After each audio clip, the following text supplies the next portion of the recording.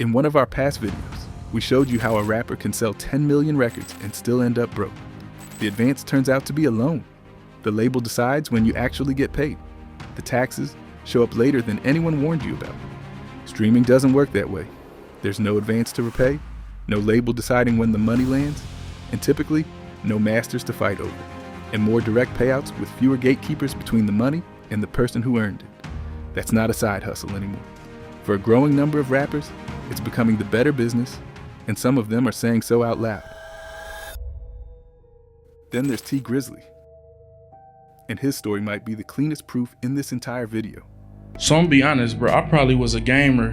I was a gamer before I was a rapper, he said, and he wasn't being cute about it. During the pandemic in 2020, with tours canceled and studio time on hold, Grizzly went back to something he loved before first day out ever made him famous, playing video games on stream. A friend set him up with a Grand Theft Auto roleplay server, expecting maybe a few $1,000s a month in side income. Grizzly blew past that completely. He built his own custom server, Grizzly World RP, charging members anywhere from $100 to $400 a month to join. Grizzly has said it reached roughly 90,000 members at its peak. On the $1 million worth of Game podcast, and later on Earn Your Leisure, Grizzly said the server alone was bringing in close to $50,000 a week. Axios actually checked that figure with a marketing professor at Michigan's Ross School of Business, who said it was definitely within the realm of possibility once you add up Twitch subscriptions, YouTube reposts, sponsorships, and ads stacked on top of the server itself. Here's the part that's easy to miss. Grizzly wasn't trying to replace his rap career. He kept releasing albums the entire time. What he actually built was a second income stream that didn't depend on a label, an advance, or a hit single, and one that, by his own account, was pulling some of his subscribers out of the streets because they were suddenly making real money, running and playing inside his server. He's put it plainly on Earn Your Leisure. Once those subscribers start clearing real money, they don't have to be in the streets anymore. That's not a flex. That's the entire thesis of this video, coming straight out of the mouth of the guy living it. It's also bigger than one Twitch channel. Grizzly runs a dedicated YouTube channel, Grizzly Gang Gaming, just to repurpose the streams into a second revenue stream. And Grizzly World has become enough of a destination that Adin Ross, Kai Cenat, and fellow rapper Lil Durk have all shown up inside the server itself, not just on a podcast couch. And Grizzly Gang Music, his rap label imprint, exists alongside all of it, the whole operation running in parallel with his music career rather than replacing it. Snoop Dogg has been doing this so long that most people forget it isn't new, and he's got a stronger claim to being an early pioneer of the format than almost anyone gives him credit for. In 2011, years before podcast was even a common word, he launched a YouTube talk show called GGN, Double G News Network, interviewing guests ranging from Seth Rogen and Pharrell to Kendrick Lamar and Post Malone, all while playing a character he calls Nemo Hose. The show is still running today. It's past 400 episodes. In 2015, he even spun the concept into an actual GGN podcast on iTunes. Years later, reflecting on the show's legacy, Snoop made the case directly. GGN existed before the word podcast did, and he basically built the lane everyone else now gets credit for. He just laughs that he's not the credit guy for it. Whether or not you take that claim at face value, the timeline backs him up. He was making long-form, unfiltered interview content on his own channel years before most of today's biggest podcast names ever picked up a microphone.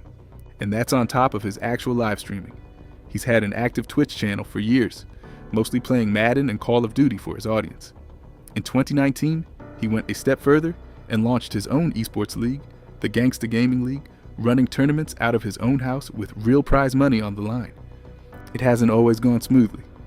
There's a widely circulated clip of Snoop reportedly rage quitting a Madden game midstream, walking off camera and forgetting to cut the broadcast. The empty stream going viral as viewers piled in just to watch an unmanned desk. That's the part worth sitting with. Snoop didn't need the money. He's one of the wealthiest legends in rap history, with brand deals stacked on top of brand deals.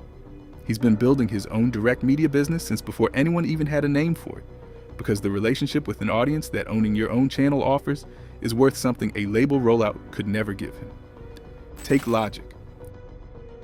In July 2020, at the height of his career, he didn't just take a break. He announced his retirement from music entirely and signed an exclusive 7-figure deal to become a full-time Twitch streamer, one of the earliest and most prominent music artist deals Twitch had ever done. He told The Verge exactly why. "I'm not this rapper guy, man. I'm just a nerd. I love video games." He'd already been streaming as a hobby for 5 years before anyone paid him for it, racking up an audience without a single dollar coming from a label. Here's the part that says everything about the math. A major label deal means an advance you have to pay back, a release schedule someone else controls, and a cut of touring and merch on top. Logic's streaming deal meant the opposite. Guaranteed money up front, no recoupment, and nobody else deciding when he got paid. In the same interview, he joked that Twitch would get a wave of new viewers and he'd get a new line of income, then laughed that he was only kidding. He wasn't really kidding. Logic did eventually return to music, releasing new albums in the years that followed. But the announcement itself is the point. One of the most successful rappers of his generation looked at the two paths in front of him, and for that moment, picked the streamer's deal over the rapper's deal. Soulja Boy didn't ease into this. In January 2026, he signed an exclusive partnership with Kick, then dropped a freestyle dissing Twitch on his way out the door. The reasoning wasn't subtle. Kick pays creators 95% of subscription revenue. Twitch's standard split is closer to 50%. Soulja made that math the entire point of the freestyle, bragging about subscriber counts in roughly the same breath as the diss, treating the platform switch less like a career pivot and more like signing with the label that actually paid on time.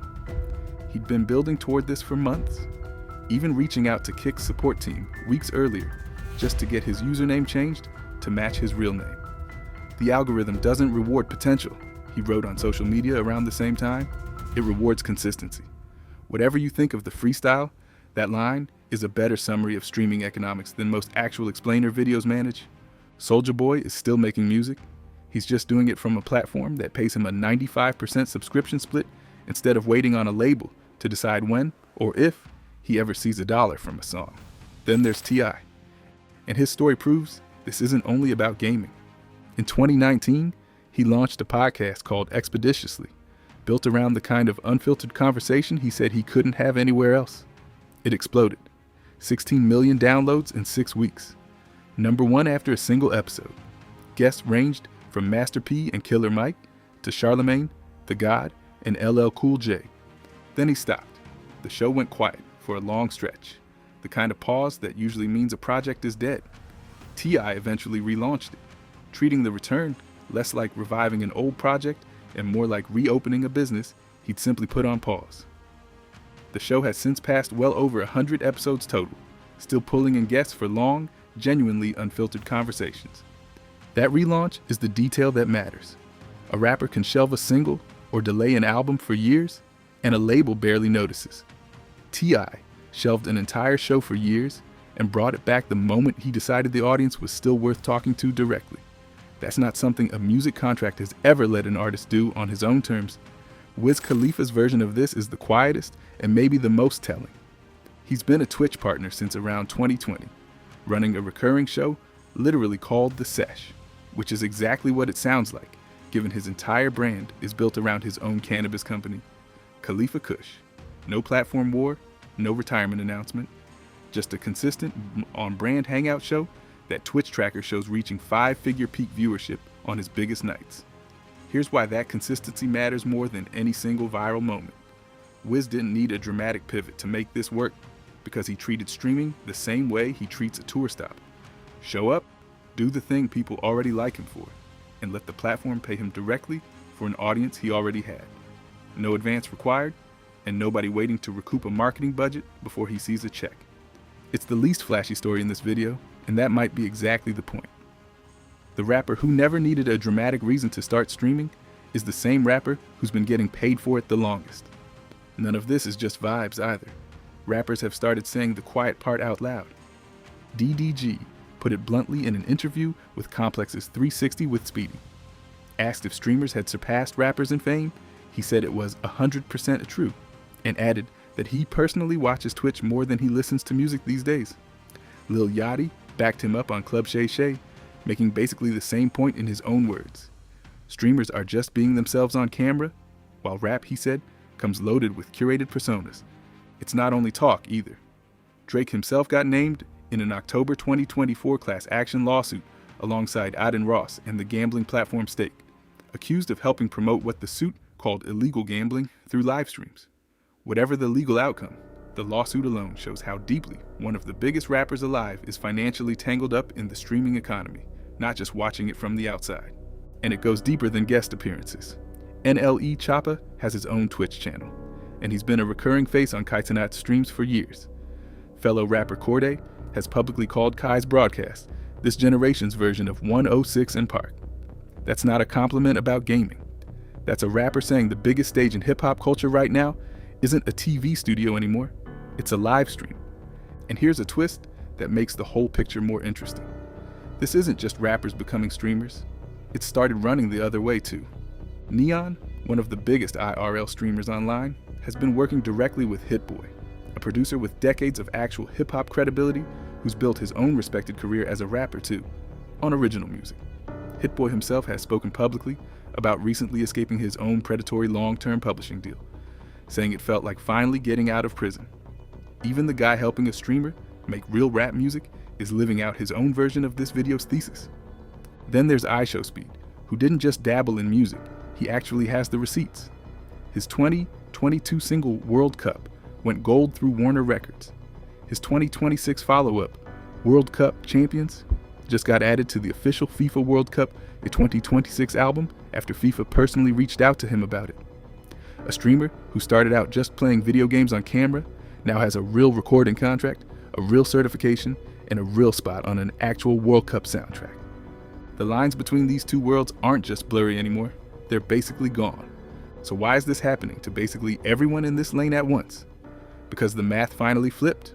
Remember the entire mechanic from last video.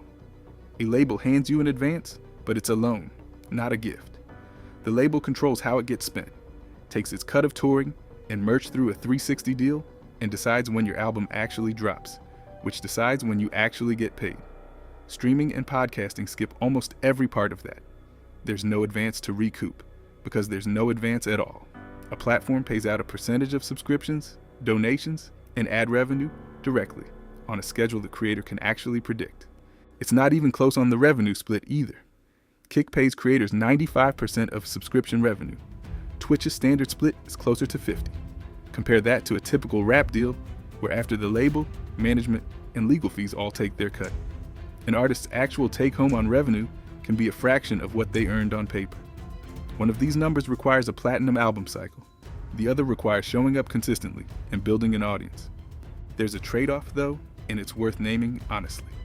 A platform deal still depends entirely on attention, and attention is exactly as unstable as a rap career, just measured in viewers instead of streams. Kai Cenat himself proved that the smartest people in this space already know it. In 2025, he said he turned down a $60 million offer from Kick to stay on Twitch, telling Shannon Sharpe on Club Shay Shay that not all money is good money, and that protecting his Nike and McDonald's partnerships mattered more than chasing the single biggest number on the table. That's the actual lesson underneath all 6 of these stories. It's not that streaming is magic. It's that for the first time, a rapper has a second lane that doesn't run through a label at all, and the smartest ones are treating it less like a gimmick and more like the better business. Not everybody's chasing the biggest paycheck on the table, and that's the smartest move of all. Kai Cenat is proof you don't even need the 9-figure deal to win this game. You just need to actually understand which deal is worth taking. Drop a comment with which one of these 6 you think makes the smartest move long term, because honestly, the case could be made for any of them. I'll catch you in the next one.